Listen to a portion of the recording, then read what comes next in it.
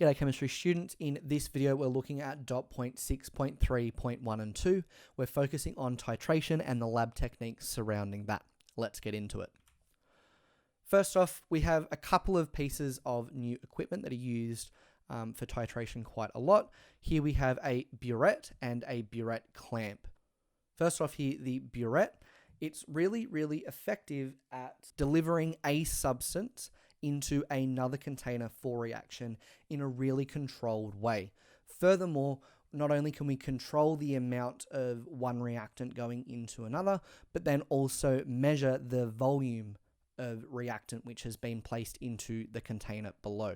To be able to do that, we need to be using a Buret clamp to suspend the Buret to actually complete the reaction. This is what a titration setup looks like. So as I talked about before, one substance gets put into the Buret so it can be dispensed into the container with the other substance. When we are doing titration for acids and bases, we're looking to see a color change in the indicator in the conical flask, but I'll get to that in a little bit more detail. When titrating, our main goal is to figure out the concentration of an acid that we don't know the concentration of, or the base that we don't know the concentration of. To undertake a titration, we need first our equipment, the Buret and the Buret clamp we already looked at. The clamp usually attaches to a retort stand. A funnel can be really helpful to load up the Buret. We also need a volumetric pipette and filler so we can put an exact amount of the substance in the conical flask. So we can put an exact amount of the other substance into our conical flask. We may also need distilled water in a squirt bottle. That can be really effective and helpful as well. We then need an acid or a base of unknown concentration and an acid or a base of known concentration. Keeping in mind that because we're doing a neutralization reaction during the titration, if we have an acid of unknown concentration, we need to have a base of known concentration to complete the reaction. If we have a base of unknown concentration, we need an acid of known concentration to complete the reaction. We can't put two bases together or two acids together. Essentially, to do the titration, we need to put the acid and the base together, doing a neutralization until the reaction has completed. So I've talked about in previous videos the idea of finding, say, like an equivalence point. The idea that all of the acid has reacted with all of the base and there's no excess acid or base. That's the point that we're looking for when completing a titration, when we're combining our acid and base together. At this point, we take measurements, and those measurements can be used to calculate the concentration of the unknown substance. In this video, we're not going to go through those calculations. I'm going to do that in the video to follow, but for the moment, you need to be able to know the concentration of the known substance. That's why it's a known substance. But then the measurements that we physically take once the reaction is done is the volume of known substance which reacted and the volume of unknown substance which reacted, and that will help us complete our calculations. To find the equivalence point, what we need to do is select an appropriate chemical indicator. In our videos previous, we determined that the salts of different combinations of acids and bases would have differing pHs. A strong acid and a strong base would result in a neutral equivalence point, a neutral salt. A reaction between a strong acid and weak base would result in an acidic salt, meaning that the equivalence point would be less than 7. If we reacted a weak acid and a strong base, we would end up having an equivalence point that is greater than 7. As a result, the selection of indicator is really important because we will see color changes from one color to the color at the equivalence point to the next at different ranges of pH. So for example, if we are reacting a strong acid with a strong base, a reasonable indicator to use may be something like bromothymol blue. Bromothymol blue is yellow when it's acidic and blue when it's basic, but has a color change at about 7 where it turns a green color. So for example, if I had hydrochloric acid and sodium hydroxide, a strong acid and base, this would work really well. Let's say that the hydrochloric acid is in the conical flask. We would expect the pH to be somewhere around here and for the solution to be yellow in color. As we add more and more base, we're going to hit a point where if we've completely neutralized all of the acid and there's no excess base, that the pH is going to be at about 7, that the solution is going to be green in color, and then any further hydroxide that we add is going to turn the solution blue, because at that point there'll be excess base. Similarly, if we were to have a strong acid and a weak base, we'd be picking an indicator in one of these regions here. So for example, methyl orange might be an effective indicator, where if we started with a strong acid being red in color, add the base, have it turn orange at the equivalence point, any extra base that we add would turn the methyl orange yellow.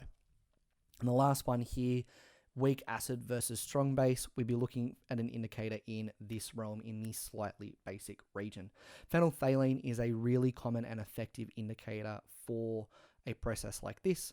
So let's say that we had a weak acid like vinegar sitting with a pH somewhere like 4, 5, or 6. That would mean that the phenolphthalein would be clear and transparent in color.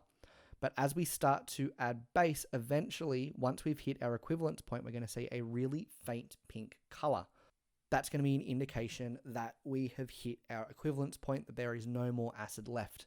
Now, in this last part of the video, I want to show you some of those techniques in practice in the lab. So for this titration, I have a vinegar sample, which we do not know the concentration of. The sample that we don't know the concentration of is known as the analyte. The other substance that we have that we're titrating it against is sodium hydroxide 0.1 molar. This is our titrant. We know the concentration of it. This information is going to be really important when we move on to our calculations when we analyze our results. Now, because the vinegar is a weak acid and the sodium hydroxide is a strong base, a phenolphthalein indicator is going to be really useful here, because the equivalence point for phenolphthalein is in the slightly basic range of our pH scale. What we'll find at the beginning is that in the presence of acid, it will be clear, and once we hit that equivalence point, it will begin to turn pink. Now, the best measure for our equivalence point when using phenolphthalein is to have the most faint pink color that we can possibly get. So as soon as we start to see that pink color settling in, that will be where we take our measurement for our equivalence point. Now, the first thing that I'm going to do is prepare all of the glassware required for titration. A burette will come first. It's going to end up holding our sodium hydroxide solution, which is our titrant. Now, a burette is always rinsed in the solution that it will hold. In this case, it's the sodium hydroxide. So what I need to do is place a burette onto the clamp, place a funnel into the top of the burette, and then lower the burette off the edge of the bench so that when I start pouring chemicals into the burette, it is at my eye level or below. And this is for safety purposes. I'll then ensure that the stopper at the bottom of the burette is secured and closed, and then begin to slowly pour a small amount of the sodium hydroxide into the burette for rinsing. Once there is a few mils of sodium hydroxide in the burette, I'll take it off the clamp, remove the funnel, and then pour that solution back through the top of the burette. And you'll see that I'm swiveling it the entire time to ensure that the solution makes contact with all sides of the glass on its way out. In theory, this step should be completed in triplicate to ensure effective rinsing, but for the purpose of this video, to keep it succinct, I'll only be doing it once. Something that I forgot to do before removing the sodium hydroxide from the burette was to open up the stopper and let some of the sodium hydroxide drain through the bottom of the burette into a waste beaker. This ensures that the spout at the bottom of the burette is also rinsed effectively as well. Now that the burette is rinsed, I can go ahead and fill it. The burette can hold and measure up to 50 mils worth of liquid. So I'm going to pour in my sodium hydroxide and ensure that the liquid that I pour in exceeds the 0 mark at the top, just like in the image shown. From here, what I can do is place the waste beaker back underneath the burette and drain the excess solution at the top of the burette and ensure that the meniscus of the liquid is directly in line with the 0 mark on the Buret.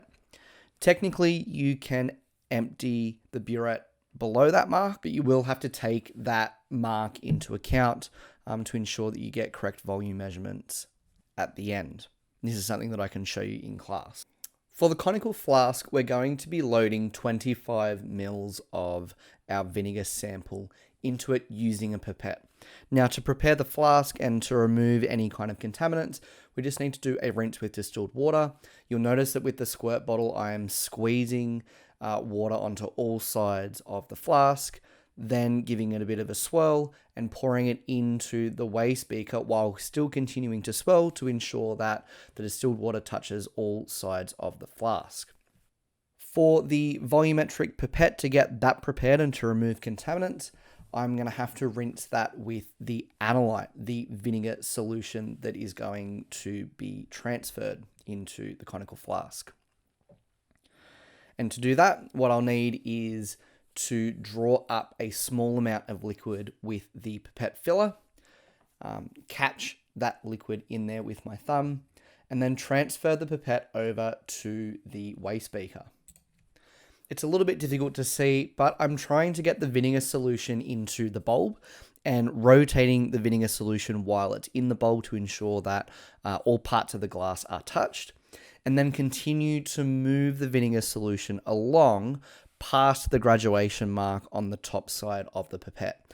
Now, before it goes out the end, I catch it with my thumb to ensure that no liquid comes out of the top. That can cause issues with our pipette filler. And then I'm going to place the pipette the right way up and drain all of the liquid out of the pipette now that the glass inside has been sufficiently rinsed. Again, it would be standard practice to rinse the pipette and the flask in triplicate, but to keep this video as efficient as possible, I'm just doing it the one time. Now that the pipette and flask have been rinsed, I'm going to fill the pipette above the graduation mark, catch the liquid with my thumb, and transfer the pipette over to the waste beaker, emptying all of that excess until the meniscus of the liquid is in line with the graduation mark of the 25 ml pipette.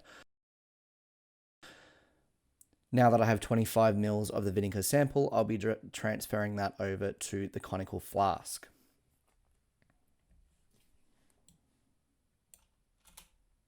Once that liquid has transferred, I'll be putting in a few drops of phenolphthalein. Notice that the phenolphthalein has not changed the color of the vinegar sample at all. That's meant to happen under acidic conditions for phenolphthalein. We're expecting to see a change in color to pink once we've added enough sodium hydroxide. So I'm going to be adding sodium hydroxide and neutralizing that acid. Note as well that I'm conducting this reaction with a white piece of paper underneath. That's to give a little bit of clarity and help show that color change. At this point, you might be able to see a little bit of pink starting to develop. That's just because there's an excess of base in some areas. But if I continue to turn and swivel, what we can see is that the color begins to disappear again. Once I add a little bit more base, what we should find is that that pink color remains. It won't react back out once everything is evenly mixed. At this point, we've exceeded the equivalence point. Now, the pink color that I've got there is extremely dark and is not an effective measurement. I'm just labeling there that this is a rough titration. I wouldn't be using the volume measured here, but I am going to take a note of the volume of base that was added because this is going to give us a rough indication of the amount of base to add to actually hit that equivalence point.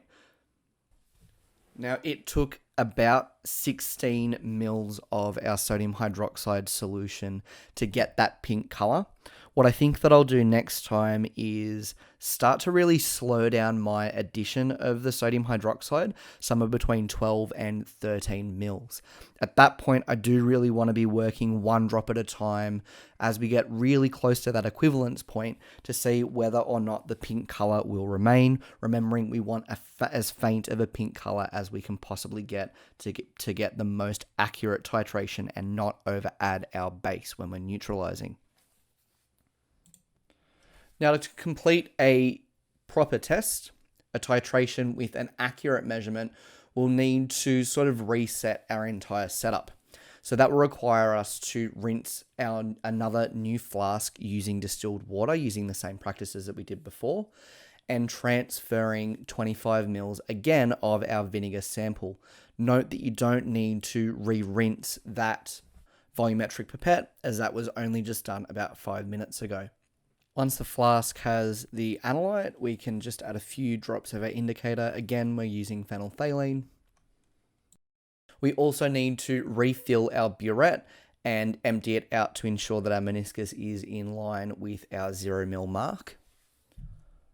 And once all of those steps are completed, we should be ready to titrate again. Now you'll notice in this first proper test for this titration that I'm putting a lot of attention and focus on the measurements on the buret. I'm watching the liquid descend and letting out pretty much 12 mils of sodium hydroxide solution straight away. I know that it's not going to hit that turning point. I see a lot of pink developing in the flask, but this shouldn't be our neutralization point yet. So I have that process be quite speedy. At this point, I start to really slow down my addition of sodium hydroxide. At this point, I know that I'm really close to the equivalence point. I don't know exactly what volume it's going to be. So I'm making sure that I'm using my stopper on my buret to control the flow of sodium hydroxide, letting the base out pretty much just a drop at a time, and continually swiveling my flask underneath that with the white paper underneath to see whether or not I'm hitting that equivalence point. At times, you'll also see me hit the stopper and squirt some distilled water into the mixture as well. That is to just pick up any of the base that might be sitting on the rim of the flask or at the very end of the buret. Any of those sodium hydroxide particles have come out of the buret and are technically a part of that flask. I want to make sure all of it is in the solution to ensure that I hit that equivalence point where all of the acid particles have been consumed by those hydroxide or OH particles. At this point, the pink color is no longer leaving the solution. I think realistically, I probably added 1 or 2 drops more than I probably needed to hit that equivalence point. But that is my first test one. It's certainly a better test than the rough one, which was just to give us an estimate of how much sodium hydroxide I needed to add. At this point, I can have a look at the measurement or our results on the buret itself. And we should be able to see that I added about 15.3 mils of base to get that neutralization. Possibly the best measurement might be somewhere between 15 and 15.3 mils. As I said, I may have over added a little bit of base on that test. Usually with some of these titrations, we would go ahead and take a couple more tests, take an average of all of those results anyway. So important things to keep in mind, there are 3 measurements that we need to take in each titration. The volume of either acid or base that came out of the buret, the volume of either acid or base, analyte or titrant that was put into the conical flask, as well as the concentration of the known substance. With those 3 measurements, and when we go through our calculations video in the next lesson, I'll show you how to use those 3 values to calculate the concentration of the unknown sample. Thank you very much, everyone. In the next video, we're going to be looking at how to complete calculations for titration. Hopefully, by then you would have done at least 1 lesson actually doing titration, taking some measurements, so that might help you a little bit when completing some of these calculations. But until then, have a good one.